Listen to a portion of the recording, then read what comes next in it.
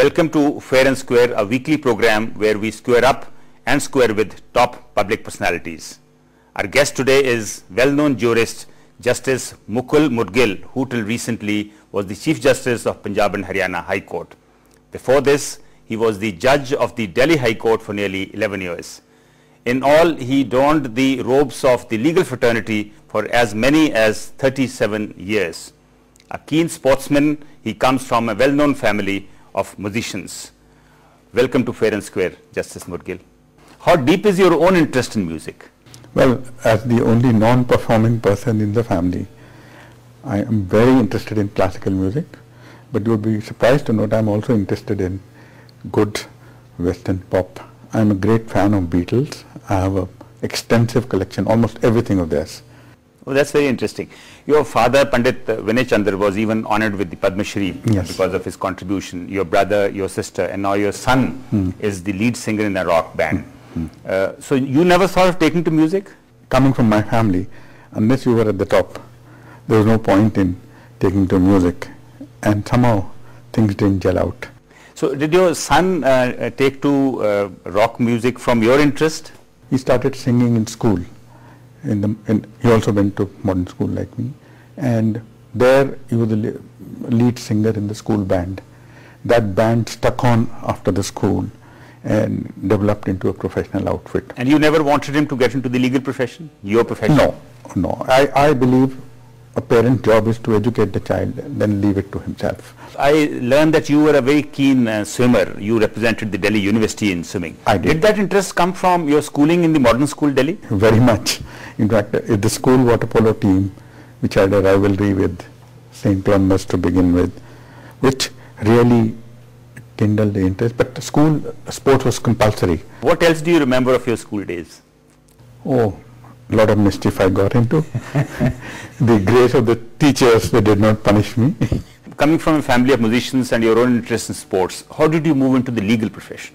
When I passed out of school, the vocational guidance was not that good, though our school was one of the few which did provide. So science was popular at that time, so I took up honors in chemistry and then really realized that I wasn't cut out for it, and always had a fascination for the underdog.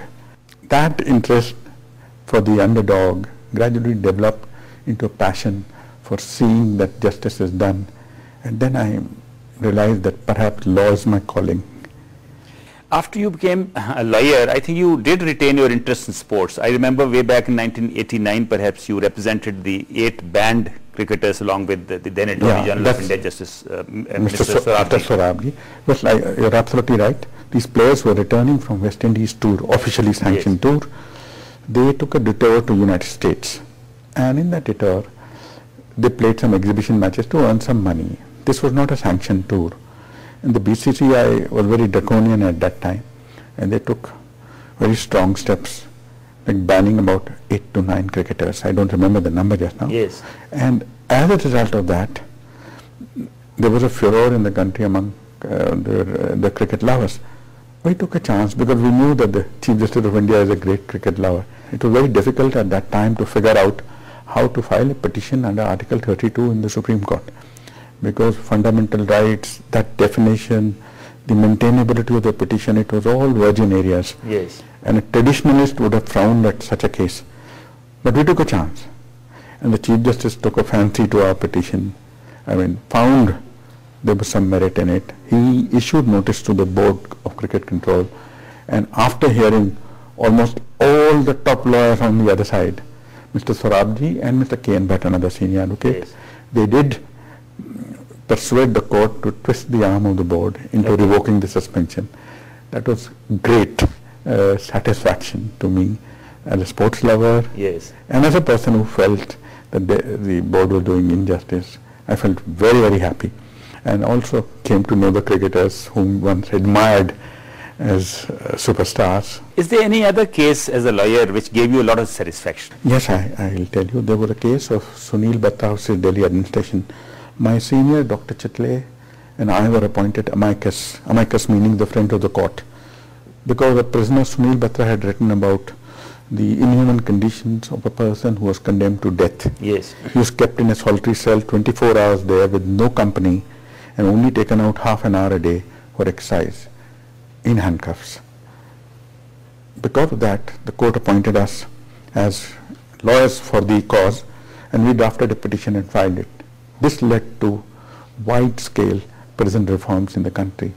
Today also, it's one of the leading cases in the world, Sunil Batrao's Delhi administration on prison reforms. Tihar jail was in a sorry state at that time. I believe even in Punjab now and Haryana some steps are taken pursuant to that judgment which was rendered in 78, yes, but was not being followed, because it was said in that judgment that unless and until the presidential mercy petition is dismissed, person is not under final sentence of death, so he cannot be kept in a solitary cell. Right. And believe me, the prisoners who were interviewed told us, because we went to the Supreme Court, right, to the Tihar jail, and we also eventually persuaded 3 judges of the Supreme Court to visit the solitary cell in Tihar jail. This was a historic judgment. What year was this? This was in the year 1978. Then there were several other cases at that time relating to prisons and prison reform, handcuffing case of Prem Shankar Shukla.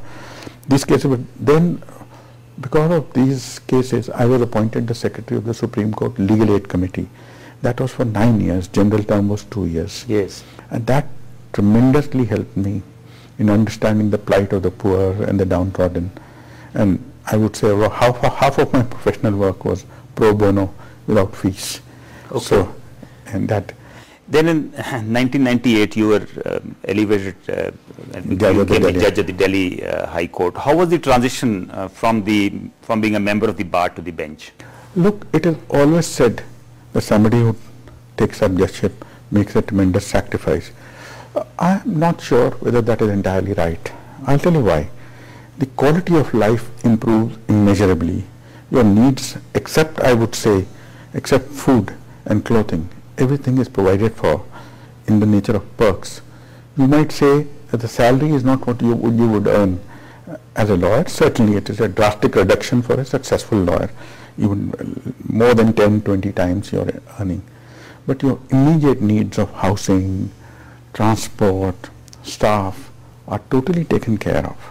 Plus, you are a master of your time after 4 o'clock, and you can utilize your time in doing what you like, when you like, as long as you do your work. But I thought the judges also carry a lot of files back home. That is a second thing I am coming to.